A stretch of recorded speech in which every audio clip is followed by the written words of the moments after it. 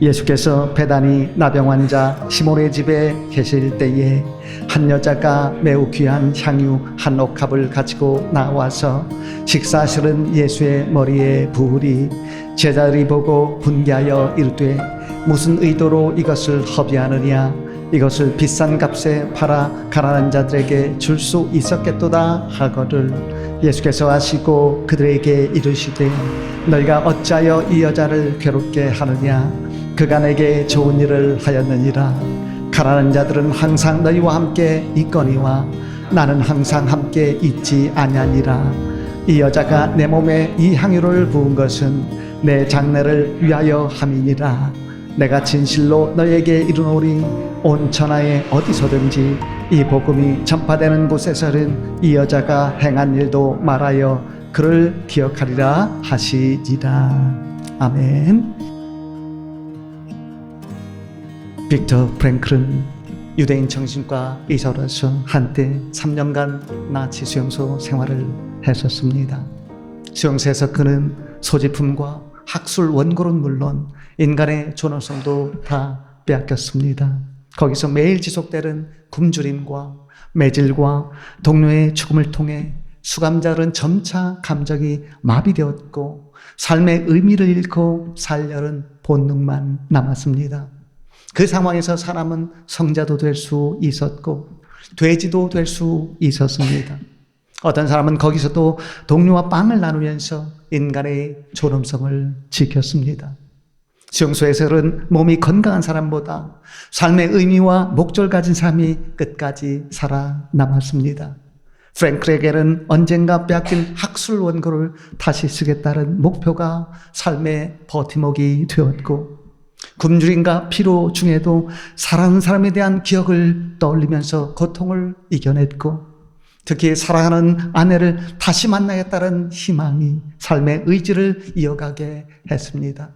결국 그는 수용소에서 살아날 수 있었습니다. 인간으로부터 모든 것을 빼앗아가도 주어진 환경에서 선택할 자유는 빼앗아가지 못합니다. 그 자유로 의미 있는 삶을 선택하십시오. 삶의 의미를 찾으면 어떤 시련도 이길 수 있습니다. 삶이 내게 의미를 주지 않으면 내가 삶의 의미를 주면 됩니다.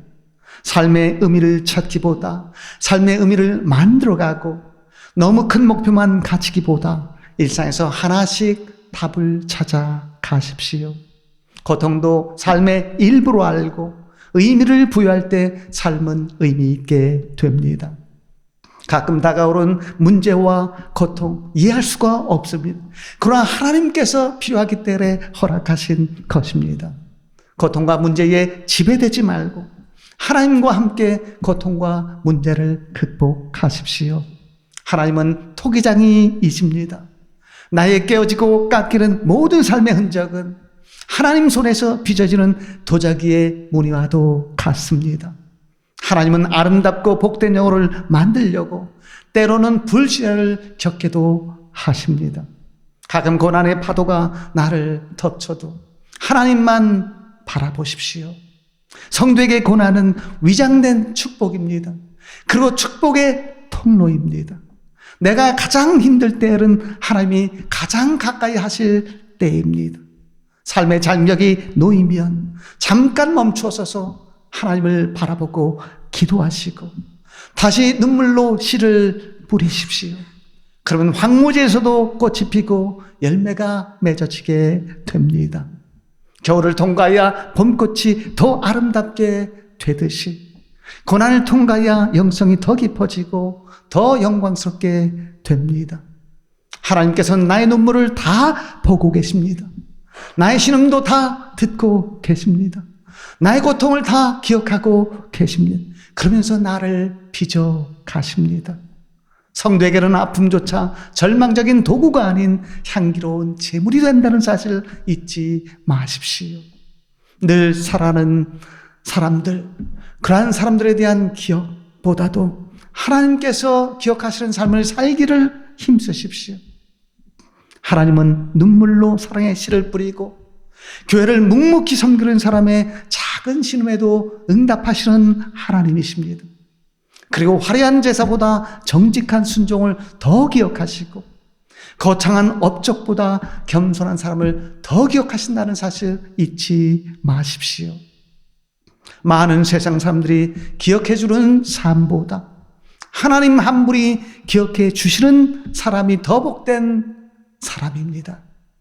누가 하나님께서 기억하시는 성도일까요? 오늘 우리가 읽은 본문을 중심으로 해서 하나님이 기억하시는 성도 3가지 같이 한번 생각해 보기를 원합니다. 첫 번째는 십자가를 앞세우는 성도입니다.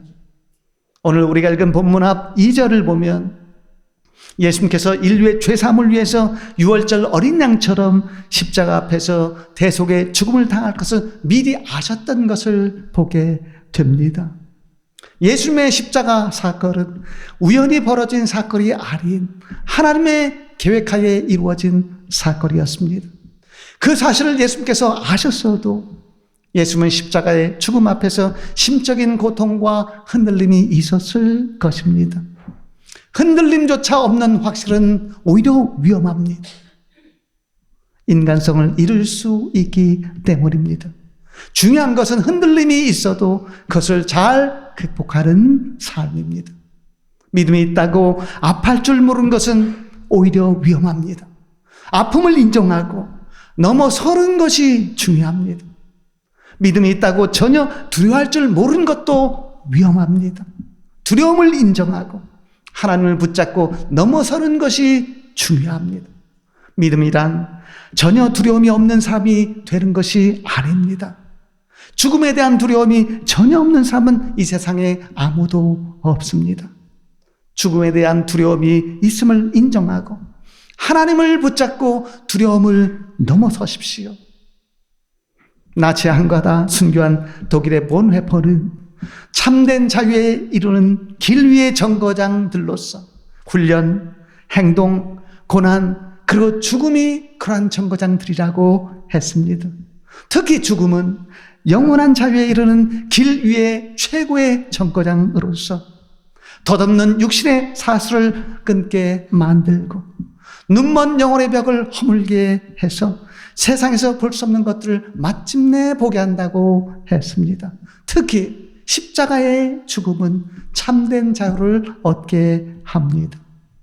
십자가를 지면 큰 고통과 번민이 따르지만 그 고통과 번민이 성도를 이기지 못합니다. 성도는 누구에게 속해 있고 그리고 어디로 가는지를 확실히 아는 존재이기 때문입니다. 십자가가 예상되어도 질에 겁을 먹거나 낙심하지 말고 어둠의 기울이 내려도 희망의 날개를 결코 접지 마십시오. 요즘 이런 말 많죠. 의인이 너무 없다. 그러한 느낌이 많은 시대이지만 그럼에도 불구하고 한탄하지 말고 십자가를 지고 내가 의인의 길로 간다면 하나님께서 기억해 주실 것입니다. 늘 하나님의 뜻과 섭리와 계획을 앞세워서 십자가를 지면서 내 뜻이 꺾이고 내 계획이 막혀도 너무 실망하지 마십시오. 십자가는 성도의 피할 수 없는 소명입니다. 예수님이 걸으신 발자국을 따라서 세상의 넓은 길로 가지 말고 하나님의 좁은 길로 가면서 나를 힘써 비울 때 하나님으로 내가 가득 채워지는 것이 바로 성령 충만입니다. 십자가는 인생의 짐이 아닌 인생의 힘이 됩니다. 하나님은 십자가를 지는 성도를 어느 누구보다 먼저 그리고 오래 기억해 주실 줄로 믿습니다. 두 번째로 하나님께서 기억하시는 성도는 최상으로 헌신하는 성도입니다. 오늘 우리가 읽은 본문 6절 말씀 그리고 7절 말씀 다시 한번 보십시오. 십자가를 지시기 전에 예수님께서 배달이 나병 환자 시몬의 집에 계실 때 한 여자가 매우 귀한 향유 한 옥합을 가지고 나와서 식사실은 예수님의 머리에 부었습니다. 이 향유 도유 사건은 사복음서에 다 나오는 사건입니다. 평행 구절인 요한복음 12장 3절 말씀을 보면 그녀는 나사로의 누이이자 마르다의 동생인 마리아였습니다. 요한복음에 의하면 당시 한 옥합의 향유 가격은 노동자 한 사람의 1년 연봉인 300데나리온이었다고 전하고 있습니다. 머리에 향유를 붓는 도유는 귀한 손님을 영광스럽게 맞이하는 유대 풍습이었습니다. 본문 8절 말씀 그리고 9절 말씀 다시 한번 보십시오. 예수님의 도유 장면을 보고 일부 제자들은 비싼 향유를 팔아 가난한 자들을 구제하지 않고 무의미하게 허비했다고 분개했습니다. 그 분개를 선동한 사람은 요한복음 12장 4절 말씀을 보면 가롯 유다였습니다. 왜 가롯 유다가 선동을 했습니까? 여자가 그에게 향유를 팔아 헌금을 하면 자신 맡은 돈꾀에서 빼내갈 돈이 더 많아지기 때문이었을 것입니다. 가롯 유다는 의로 포장된 탐욕적인 분개로 그녀의 헌신적인 마음을 무참히 짓밟았습니다. 그때 분개하는 제자들에게 예수께서 말씀하셨습니다. 10절 말씀 보세요. 너희가 어찌하여 이 여자를 괴롭게 하느냐? 그가 내게 좋은 일을 하였느니라.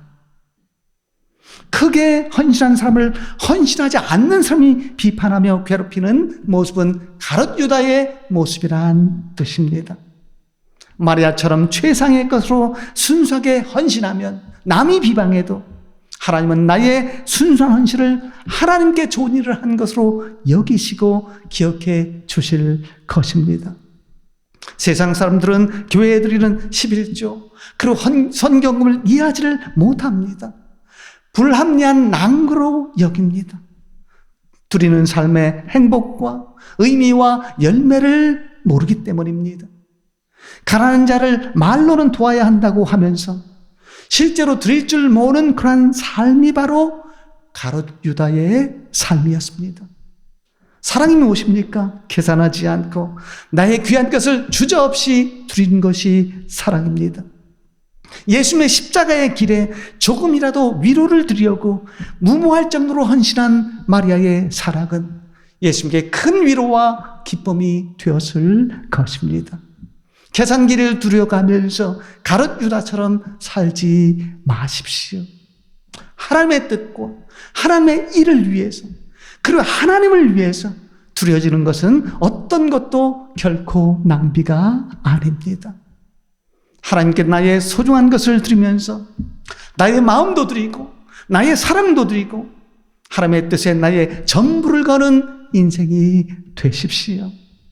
어떤 성도는 11조 말씀에 시험을 받지 않고 오히려 은혜를 받고서 새롭게 주일 성수를 다짐하고 어떤 성도는 더 많이 헌금하는 거룩한 재미로 한 달 동안 열심히 일하고 교회를 나옵니다. 그처럼 나의 헌신을 보고 남들이 헛된 짓을 한다고 비웃어도 나의 순수한 헌신은 천국 계좌에 계속 쌓이게 될 것입니다. 왜 마리아의 헌신이 예수님께 좋은 일을 한 것이 되었습니까? 가난한 자들을 도울 기회는 늘 있지만 예수님께서 돌아가시면 예수님을 몸으로 섬길 기회는 더 이상 없기 때문이라고 하면서 예수께서 말씀을 하셨습니다. 본문 12절 그리고 13절 말씀을 보십시오. 이 여자가 내 몸에 이 향유를 부은 것은 내 장례를 위하여 함이니라. 내가 진실로 너에게 이르노니 온 천하에 어디서든지 이 복음이 전파되는 곳에서는 이 여자가 행한 일도 말하여 그를 기억하리라. 유대 장례 문화에서는 시신에 기름을 바르는 절차가 있는데 예수님의 경우에는 돌아가시기 전에 미리 기름을 바르는 절차를 행한 셈이 되었습니다.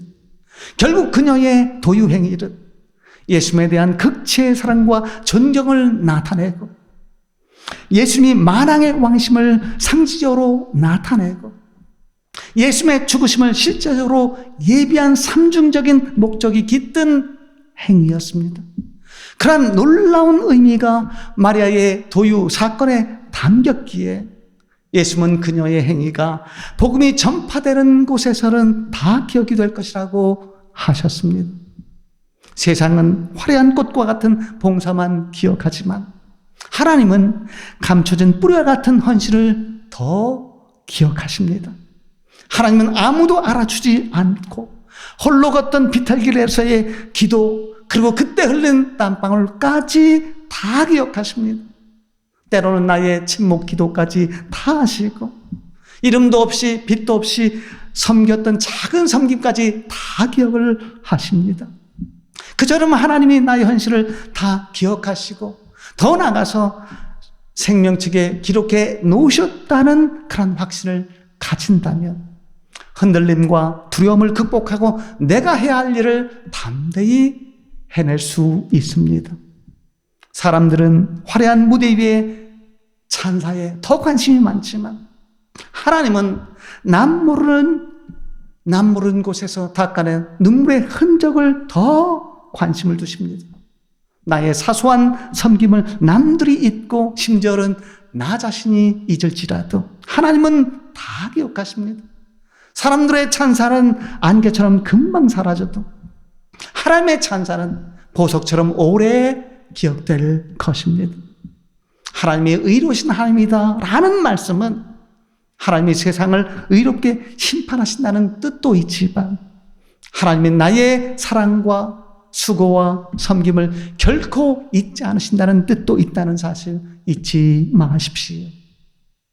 세 번째로 하나님이 기억하시는 성도는 하나 되기를 힘쓰는 성도입니다. 마리아의 헌신 후에 본문 다음에 나오는 14절에서 16절 말씀을 보면 가롯 유다의 가장 추악한 배반이 있었습니다. 그 배반으로 예수님은 십자가를 지시게 되었지만 그로 인해서 합력하여 선이 이루어져서 예수님의 대속의 죽음을 통해서 복음에 의한 인류 구원의 길이 열렸습니다. 그처럼 믿음을 잃지 않는다면 나쁜 일을 통해서도 얼마든지 좋은 일이 이루어질 수 있습니다. 예수님은 가롯 유다의 선동과 배반에도 십자가를 통한 인류 구원의 목표를 잃지 않으셨습니다. 그처럼 살면서 가롯 유다와 같은 사람을 만날 때에도 인물이 되려는 삶의 목표 결코 잃지 마시고 특별히 교회에서 하나 되는 소원도 잃지 마십시오. 왜 예수님께서 십자가를 지시기 전에 제자들과 성만찬을 하셨습니까? 하나 되는 삶을 도전하기 위해서였습니다. 성찬식에서 예수님으로 상징된 떡과 자리, 내 안에 들어오면 신기하게 내 안에서 일어나는 일이 있습니다. 바로 미움이 사라지고 내 안에 이기심이 사라지는 일입니다. 그래서 성찬식에 함께한 사람들이 더 이상 경쟁관계로 보이질 않고 복음을 위해서 함께 목숨을 걸은 동질로 보이게 되면서 서로를 진심으로 섬겨주려는 큰 마음을 가지게 됩니다. 그처럼 성찬식에 함께 참여했으면 서로 잘 되도록 진심으로 기도해 주시고 도움받기보다 도울 생각만 하시고 누군가 잘 되면 진심으로 기뻐해 주십시오. 성찬식에 참여할 때는 특별히 세 가지 의식을 배우고 실천하십시오. 감사의식과 평등의식과 그리고 공동체 의식입니다. 그리고 성찬식에 임할 때는 상처 버리시고 미움 버리시고 그리고 차별을 버리시고 그리고 사랑과 용서와 평화를 다짐하셔야 합니다. 그 예수님의 성찬식이 확대된 개념, 그리고 예배 때의 성찬식이 확대된 개념이 바로 예배 후의 식사 교제입니다. 예배 후에 식사 교제를 하면서 함께 먹는 것도 잘해야 가족 의식이 깊어지고 동지 의식이 깊어집니다. 그래서 예전에 목회는 먹회다라는 그런 말도 있었습니다. 잘 먹이는 것이 목회라는 뜻입니다. 부활하신 예수님께서 베드로에게 디베랴 바닷가에서 다시 사명을 주실 때 베드로에게 3번 질문을 하셨습니다. 나를 사랑하느냐? 라고 물으신 후에 첫 번째는 내 어린 양을 먹이라 라고 하셨고 두 번째는 내 양을 치라 하셨고 세 번째는 다시 내 양을 먹으라 라고 하셨습니다. 그 말씀들은 양을 치는 것이 양을 먹이는 것이란 암시입니다. 즉 목회는 먹회란 뜻입니다. 교회에서 작은 목사가 되어서 서로를 잘 먹이려고 하십시오. 말씀을 먹여주고 사랑을 먹이고 그리고 음식까지 실제로 나누면서 하나님을 따르는 것이 진짜로 하나님을 따르는 것입니다.